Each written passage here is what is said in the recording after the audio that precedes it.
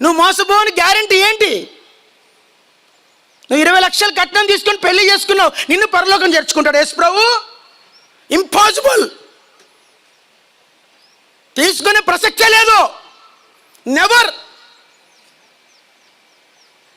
జరగదది. నువ్వు అనుకోవచ్చు పరలోకం పోతానని. ఒక్క వ్యక్తితో అసమాధానం ఉన్న గుమ్మం దగ్గర ఆపేస్తాడు, గుర్తుపెట్టుకో. ఒక్క కోటి చేస్తున్న గుమ్మం దగ్గర ఆపేస్తాడు పరలోకంలో. ఒక్క కోటి కేసున్నా, ఒక్క పోలీస్ కేసు నువ్వు పెట్టినా గుమ్మం దగ్గర ఆపేస్తాడు యేసు ప్రభు నిన్ను. నేను మిమ్మల్ని క్షమించడం మీరు ఒకరినొకరు క్షమించవలను. మీరు క్షమించడంలా మీరు కూడా క్షమింపబడరు.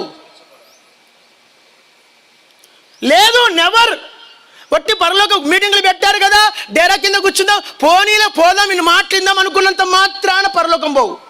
మీరు అనుకుంటారు రక్షణ ఉంటే చాలు పరలోకం పోతాం, హెబ్రోను సహవాసం కదా పరలోకం పోతాం, దర్శనం ఉంది పరలోకం పోతాం. నీ దర్శనము, నీ రక్షణ, నీ హెబ్రోను సహవాసము, నీ బ్రాండు గుమ్మం తెరవదు.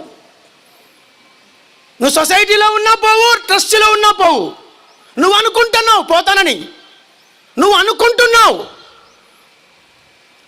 గుమ్మం తెరవడు.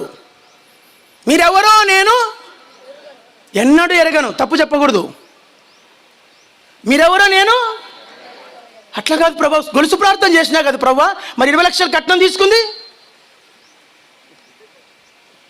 గొలుసు ప్రార్థన చేసినా కదా ప్రభా, నా కొడుకుని సేవకి ఇచ్చా కదా ప్రభా, కొడుకు సేవకి ఇచ్చి ఆడ కూడా కట్నం తీసుకున్నాను, కొడుకు సేవ